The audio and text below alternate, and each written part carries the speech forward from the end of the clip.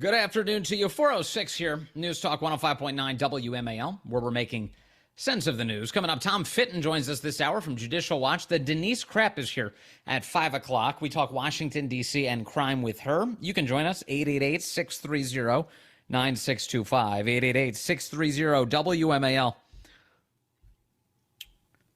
RFK Jr., the lefty not running as a Democrat, running against Joe Biden, a third-party candidate, was on CNN last night. You heard that audio just a few minutes ago, talking about how the big threat to democracy is Biden.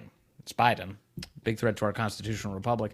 He was on Fox News this morning, and he doubled down on this. Doubled down on the claim that it's really Joe Biden who we need to all be concerned about.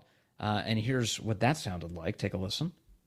President Biden has done something that no other president in history has done, which is to order media, particularly the social media, Facebook, Twitter, Instagram, YouTube, Google, to censor his political opponents. And, I can say this because I just won a lawsuit in the Federal Court of Appeals now before the Supreme Court, because he began censoring me 37 hours after he took the oath of office, swearing to defend the Constitution. White House officials were on email with Facebook saying to them, you got to take down his post. Facebook actually pushed back and saying there's no misinformation here. This is actually what he's saying is accurate. And they had to make up a new term called malinformation, which is information that is accurate but nonetheless inconvenient to, politically inconvenient. So there's been the First Amendment was put in the Constitution. Madison, Hamilton had it, said we put it, free expression, to guarantee the First Amendment, because all the other rights are dependent on it. If you have a president who can censor his political opponents, right, he is the license for any kind of atrocity. That is a genuine threat to our democracy. I think, what President Trump said about, And their appetite for censorship is boundless. You heard, you're hearing RFK here say, it's not just so-called misinformation or disinformation, all of these phrases that the left has been propagating as a justification for censoring their political opponents. It's also this very Orwellian malinformation. This is the newspeak that Orwell talks about. It's like they invent a new phrase and then they all expect everyone to adhere to it. And malinformation, as they define it, is literally things that are true but politically inconvenient. Like if you said out loud in the heat of the pandemic, hey, masks don't work. The science demonstrates they're not stopping anything. That bandana you're tying around your face by the orders of your government does literally nothing except make you look goofy, like you're going to rob a train or something. That's in the eyes of the American left, that's malinformation. You can't express this true thought out loud, complete with your opinion. You're not allowed to do that, so let's censor it. And the American left, powered by the United States government, has a constellation of organizations that are dedicated to this very thing, which is censoring the public. The 60 Minutes, what was it, 2 weeks ago now? They had that woman on, last name Starbird. Her name's Kate Starbird from the University of Washington. They spent an entire segment, an entire news magazine segment on TV, talking about how there's all this misinformation getting out to the public. People are being ill-informed by the things that they're consuming on social media. We have to stop them from seeing these things. It's the only way out. And then they consult this expert, Kate Starbird, and then they talk about how she's the victim. Oh, she's the victim because the mean old congressman like Jim Jordan want to scrutinize what she's up to. How dare he use the power of Congress to make her life miserable, ask questions about what she's up to, what influence she has over the social media companies. All she is a concerned citizen telling places like Facebook they need to be careful about what kind of information they allow to be shared on their platform. It's dangerous, you see, to serve people with lies.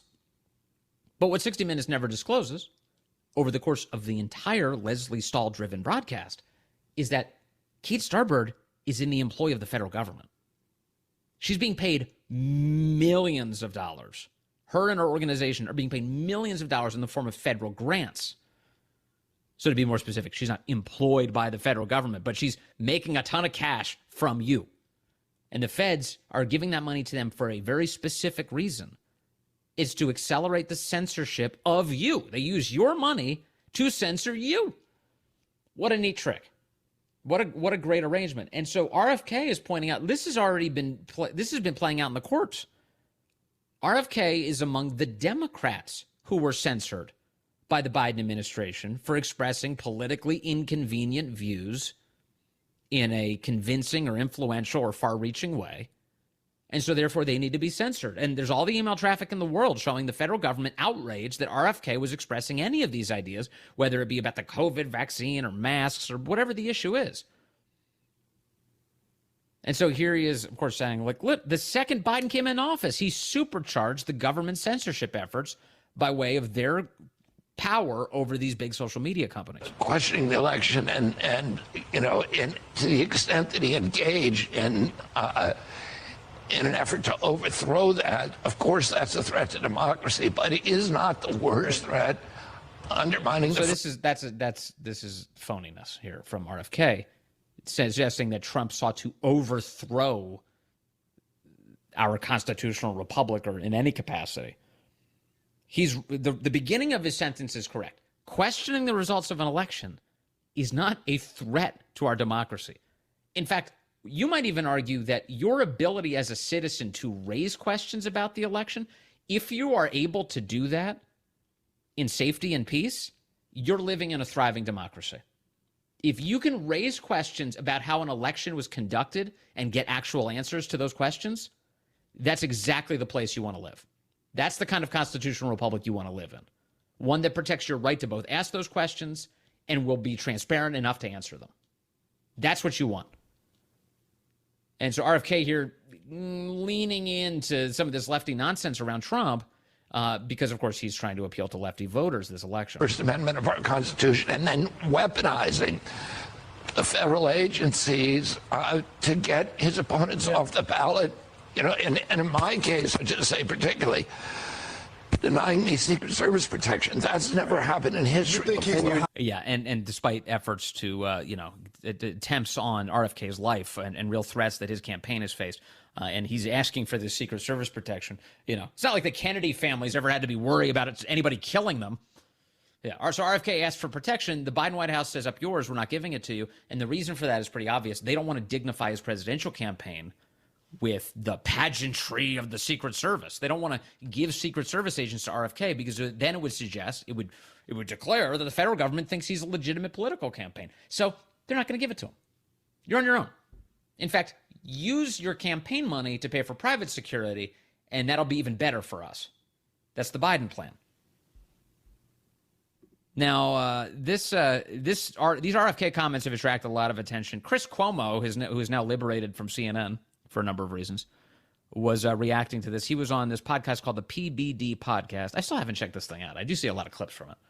PBD. I'm not even sure what that actually means, PBD. I hope it's clean and family friendly.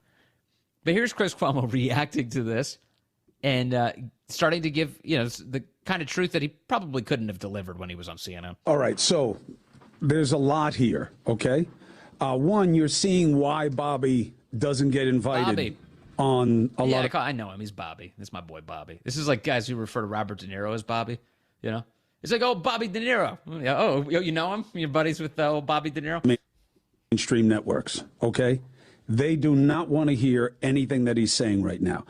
Well, that's first of all, this is instantly a giveaway. Chris Cuomo's saying this is unusual. CNN would normally not want to have this guy on the air, and I worked there. I know what that means because of course, Chris Cuomo, when he says mainstream networks, he means CNN. He's definitely talking about his old network here.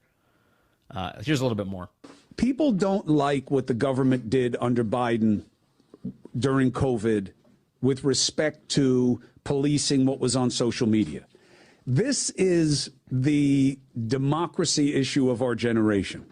What you're allowed to process for yourself versus what is manipulated on social media is the issue. Even the new feature on Meta where you can turn on and turn off different types of political speech, huge problem, huge problem. We are in a censorship phase. The federal government was censoring information to social media platforms. I'm sorry, he may have done something. Did he ever do a segment like this on CNN? I'm all but confident that we would have aired clips from it if he had actually done a segment like this on CNN. Now, maybe he's just maybe he just had some sort of recent awakening. And obviously a change of paymaster here very much, it could affect what he feels like he can safely say in public and make a living. We all know that there's always interface between media and government. Over the years, I've had many different administrations come to me and say, be careful about this, be careful about that, be careful. And I welcome it. I welcome it. But there's a line. And they went over the line because they wanted to protect the government policies. And yes, they manipulated social media. That's right. Media. I thought for a moment he was going to say protecting the American people. That's why they went over the line. And I was going to stop him and scold him. And now instead I'm stopping him and praising him. He's right about that. They're trying to protect the government's power and scrutinizing that power and suggesting that it is fallible and suggesting that they get things wrong and saying out loud that they are getting something wrong. Well, that's not allowed. That's not allowed because that's going to undermine their future efforts. They can't wield their power quite as successfully if people think that they're using it inappropriately. So they censor. Media people were stupid or gullible or transactional, whatever it was. They you went mispronounced complicit. or complicit. Yes. And that's you what... believe that? You think they were complicit? 100%. Okay. 100%. Because, look, you don't have to do what the government's telling you to do. Where there's some subtle threat... Wait, but don't you remember Chris Cuomo during the pandemic pretending he was emerging from the basement for the first time? You remember that? They had television cameras there. It was the end of his COVID quarantine. I haven't seen my family in weeks. He's like walking upstairs from, he just got off the elliptical. He's like, I can finally see them. You were a part of it. I mean, to the extent that anybody was complicit, that was you. You were complicit. Also, like, I hate to tell you, Chris, but your brother was killing old people in New York. A lot of them, unfortunately. He was sending sick COVID patients back into the nursing homes. One of the few groups of people who were truly susceptible to the ravages of COVID were the elderly and the overweight. And it was your brother's policy that was sending the old folks back into those homes. And then he lied repeatedly to try and stop any scrutiny of that. Now, you were loyal to him, and I understand that, but you used your time on television to give him glow-ups in the midst of one of the most sincere scandals of the entire era. So complicit, that's an interesting word. Yeah, I believe there were. But Bobby is right about this issue. Yeah, he's right about the issue. Okay, so he's right about this issue of the government weighing down too heavily on American citizens and being tyrannical and censoring you. Now, I've got a list for you, and I'm going to try and I'll try and bang through it here in just a moment and go through it. But there are so many other reasons that Biden is the big threat to, quote, democracy, our constitutional republic. I'll take you through a little journey down memory lane in just a moment. First, it was back in October that Newsweek magazine ran this headline. It's amazing how these news cycles go so quickly. Sometimes you forget. Exclusive: Donald Trump followers targeted by FBI as the 2024 election nears. The federal government believes that the threat of violence and major civil disturbances around the 2024 U.S. presidential election is so great, it has quietly created a new category of extremists that it seeks to track and counter: Donald Trump's army of MAGA followers. That was Newsweek reporting this at the time. This was one of a bunch of stories that was put together today by Grabian's Tom Elliott in an excellent thread, which I will now retweet or repost on X, I think is the appropriate phrasing now. And he points out that there's a huge number of ways Biden has proven to be the true tyrant here and the threat to our constitutional republic. He also points to the Biden administration's use of the FBI against parents at school board meetings. You remember that, of course, the FBI agents who have said out loud, whistleblowers, who have revealed that they were tasked with going to school board meetings, sitting in parking lots, writing down license plate numbers, tracking parents at school board meetings, again, as parents were expressing their frustration with the left's abuses at those school board meetings. Also, Biden bragged at one point about locking up, not one point, he's bragged a lot, actually, about locking up hundreds of Trump voters ahead of 2024. He said that he's been able to secure prison sentences added up of 840 years for a variety of pro-Trump protesters. And he's been bragging about that. He did that when he went and gave that speech up in Pennsylvania. He's given several tyrannical speeches up in Pennsylvania. Also, whistleblowers have reported that Biden officials forced them to drop investigations into the Biden family's corruption. Those are the IRS whistleblowers who sat before Congress and revealed that detail and said that anytime they got even close to investigating Joe Biden, they were warned off of that by the United States Department of Justice. Biden's DOJ also gave Biden a get-out-of-jail-free card. That is Joe Biden, for violating the same laws they're currently prosecuting Trump for. Although Trump was president in the document handling saga, and Joe Biden was a senator and a vice president who stole classified documents and never faced any meaningful consequences. So massive differences there. Let me also add to that list the sweetheart deal plea agreement that was drawn up for Hunter Biden to protect the Biden family. It only fell apart because Judge Mary Ellen Noreika detected it and said, wait a second, you're giving him the biggest sweetheart deal ever. I don't think we can even do this. The thing falls apart in court, and now Hunter is being charged as a result, but it's been a mess. In fact, this very week, Hunter was looking to get those tax charges dismissed. The judge, because he says, oh, the deal is still on. The deal is still on. The judge said, no, the deal is not on. The judge, Mary Ellen Noreika, never signed off on it. Therefore, the deal is not on. And the list continues. Biden's CIA bragging about murdering journalists who opposed their war in Ukraine. Biden administration refuses to help an American journalist who pleaded for help from the State Department after Zelensky's regime locked him up and then later tortured him to death. Biden blocked his only rival from appearing on the Democrat primary ballot, and they're currently fighting to obstruct his attempts at running on a third-party ticket. That would be RFK Jr., Cornel West. They're trying to stop these guys from appearing on ballots. The left trying to stop Donald Trump from appearing on ballots nationwide. And here's the big trick. They want to put Trump in jail. And Tom Fitton is going to join us next to talk about that aspect of Biden's tyranny. Stay with us. Hey, good afternoon to you. 4:35 now. News Talk 105.9 WMAL, where we are making sense of the news. Coming up on the program, Denise Krepp joins us, former advisory neighborhood commissioner in Washington, D.C. Did that for a long time and has some thoughts on how we can get control of all of this crime and how the current mayor is handling things. And you can join us at 888-630-9625, 888-630-WMAL. Yeah. I was telling you about Hunter Biden a moment ago. Hunter was begging the court, please dismiss my tax charges, insisting that his sweetheart plea deal is still on, despite the fact that it's quite clearly not. A judge ruling yesterday that no, that plea deal not in effect. Sorry, Hunter, you've got to be charged with these tax crimes. For more on this and, of course, the efforts to go after Donald Trump, I want to bring in Tom Fitton, the president of Judicial Watch and the author of A Republic Under Assault. Tom, great to have you back with us, sir. It's good to be with you. Thank you for having me. So the Biden family's kind of brazen behavior, to some extent, is catching up with them. Hunter Biden still has to fight out these tax charges in court. We'll see what kind of consequences he has to face in the end. But it's amazing that he thought that he could still get away with using this sweetheart plea deal as a way to get to not be held accountable for anything. I know. It's like going at the court, say, Your Honor, we had it rigged. This isn't fair anymore. Yes. And that's the scandal here, is that, this is only proceeding because whistleblowers came out, blew the whistle as to what was going on. A federal judge highlighted that the plea deal was highly irregular, and it blew up. And so, there's nothing right about this case. Hunter has a point. They're doing things only for political reasons. He doesn't have a legal point in the sense he should be therefore immune. But the big questions for Hunter's case is, why wasn't he fully prosecuted for other years that he didn't pay taxes, years that would have been even more problematic for Joe?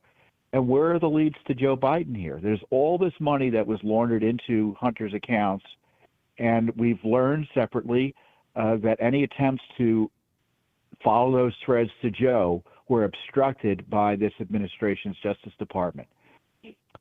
So, but of course, Hunter isn't going to say that. He's just going to say, I should be protected from the rule of law here because Donald Trump doesn't like me. I mean, so you're right. The Justice Department, according to the whistleblowers, has done everything to protect Joe Biden from any scrutiny in this whatsoever. They're about as brazen as they can be in protecting him politically. Why wouldn't Joe Biden just come along and do a pardon for his son and say, okay, stop hassling him entirely. Do you think that'll happen? It might. It depends on how the election goes, or actually may not depend on how the election goes. But certainly, it's unlikely to happen before the election because that would it would strike me to be poorly received by a large number of Americans. Mm-hmm. Let me move to Donald Trump's legal issues right now with the Biden administration and all these associated Democrats across the country trying to both imprison and impoverish him. Former President Trump on Monday submitted a $175 million bond as a part of his appeal against this civil fraud judgment in New York. That was according to a filing by his attorneys with the Supreme Court of New York Appellate Division. Judge Engoron down there wanted closer to $500 million. Trump was able to appeal and get a court to agree to lowering the amount to a smaller but still huge $175 million here. This prevents, as I understand it, Tom Fitton, Letitia James, or any other agencies in New York, at least for the moment, from seizing Donald Trump's properties and stealing them from him. Yeah, I mean, people should understand this is just done so he could appeal the $500 million ruling against him effectively that would decimate his finances and destroy his business that he built up for decades, all because someone doesn't want, there's a dispute about the valuation of properties that harmed no one that the court or had evidence of, that there was any evidence that was brought before the court there was any harm to anyone. And, let's be blunt here. The judges in New York are as political as Letitia James, as political as Joe Biden. They're elected Democrats or appointed Democrats. Especially at the judicial level, it's even worse than your normal politician because it's purely the result of machine politics in New York to get a judgeship. You're basically put in there by political operatives and party leadership. And the elections are almost an afterthought. These judges, Trump is absolutely right in highlighting the political nature of what they're up to, and frankly, the laws that they've been making up to try to impair his campaign. Yes. It's just further evidence of it. I mean, the idea that these cases were allowed to proceed at all, to me, is an indication of bad faith by the judiciary. You talk about these New York judges. I want to move to another one who's telling Donald Trump that he's not allowed to defend himself in public. He's issued a gag order. He says that Trump attacking, literally just making verbal criticisms of Democrat political operatives amounts to, quote, a direct attack on the rule of law itself. The judge in question here is acting New York Supreme Court Justice Juan Merchan, who is overseeing this so-called hush money case that Alvin Bragg is going after Donald Trump in Manhattan. And he says that Trump has to have an expanded gag order now. He's precluded from making public statements about the case. The theory is that he attacked Merchan's daughter, that would be Trump, attacked Merchan's daughter in a post on Truth Social. Merchan wrote in his 4-page ruling that the conventional David versus Goliath roles are no longer in play, as demonstrated by the singular power defendants' words have on countless others. The average observer must now, after hearing defendants' recent attacks, draw the conclusion that if they become involved in these proceedings, even tangentially, they should worry, not only for themselves, but for their loved ones as well, he said. So Judge Merchan, now he's talking about his own daughter here. Trump criticized her because she is a Democrat political operative. She's an adult. She is not a child. The media keeps saying daughter and then not giving you any more information about the subject. What do you make of the judge saying Trump can't use his First Amendment right to defend himself? Oh, it's an indication that New York is a banana republic. I mean, that's what you do to your political opponents. I don't like your criticizing me. I don't like you criticizing my family. And even true statements or even potentially untrue statements you can't say. And it's a far cry from making a threat, which Trump has never done and hasn't done, versus criticizing someone based on their political stances and calling attention to the politics behind these charges against him and the way Judge Merchan has handled this case and another case that involved the Trump business. So to me, it's like Justice Thomas putting a gag order out on the Washington Post from criticizing my friend Ginny. But no one would think that's appropriate. You know, these are people that are, like it or not, in the public sphere, and the criticisms you would hope would be honest and well founded, and which I think a lot of what Trump's concerns are, given what's happened to him, this unprecedented effort to try to jail him in the middle of a campaign. Yeah, the judge said that Trump's criticisms are, quote, a direct attack on the rule of law itself. Well, this is a perfect inversion of the truth. I mean, this is kind of the old, the left says words are violence. And in other words, Trump is not allowed to defend himself. How could that even be constitutionally sound? That's the challenge in New York he has. Prior gag orders have been upheld. This one probably goes a little bit too far, but even to overcome it, he's going to have to take spend much more money. Yeah. Right now, his speech is being constrained. And right now, the election is being interfered with as a result of this gag order. So he can't educate Americans and the voters from which he's seeking their votes about what he thinks is really going on in New York. It's naked political interference, and it should be no surprise that's what's happening in New York. And it's frustrating the way our legal establishment and, frankly, too many Republicans here in town are AWOL on this attack on our Republican form of government up in New York and Fulton County and here in D.C. with Jack Smith. Yes, they're rolling over and just letting it happen, unfortunately. And there's any number of people around Donald Trump have also been attacked by this justice system under Joe Biden as well. One of the latest examples of this is Peter Navarro has been filing appeals. Remember, Peter Navarro was President Trump's trade advisor. He advised him on trade issues in the White House, and he has begun serving a 4-month prison sentence because he was convicted on so-called contempt of Congress charges in September. Of course, any number of lefties have been referred to the Department of Justice for contempt of Congress, never charged. Eric Holder, Lois Lerner, the list is long. Peter Navarro is now serving a 4-month sentence because he said that the conversations that he had with Trump were subject to executive privilege, and he didn't have anything to share with a committee that, by the way, wasn't even a legitimate committee. It was just a Nancy Pelosi hatchet job. This appetite to go after the people around Trump, how far are they going to take it? Well, you see in Fulton County, which is a stalking horse for the Democrats up here in Washington, how far they're willing to take it. They're going after his former chief of staff. They're going after Trump himself. In other states, they're going after state leaders, volunteers who are participating in these disputes over the electors, alternative electors, who are just trying to do what they understood they could do under the law at the time. Yes. And so it's about Trump, but it's a broader attack on the Republican Party and trying to scare people off from participating in 2024. Because if you want to dispute an election, the new rule is they'll put you in jail for doing it and ruin you in the process. Well, yeah, I mean, look at what's happening to John Eastman now. I mean, so you have attorneys. That's right. Perfect example. You have attorneys who represented Trump, who gave him legal advice and were advising, okay, this is how you should handle this. And now you have people like John Eastman being disbarred by the American left for simply giving his legal advice. Now, not every lawyer is going to give the same advice. That's actually why there's a difference in which attorney you might hire, actually. Right. And Eastman comes along, gives advice, and now he's being disbarred for that advice.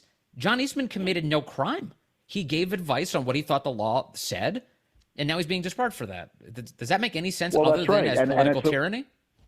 And it's a way of restricting any Republicans or any dissenters' ability to get legal counsel on issues of controversy. If the regime thinks that your position is on the outer edge, they'll come after you, try to jail you and disbar you, and it undermines, our general rights to get lawyers or right to counsel.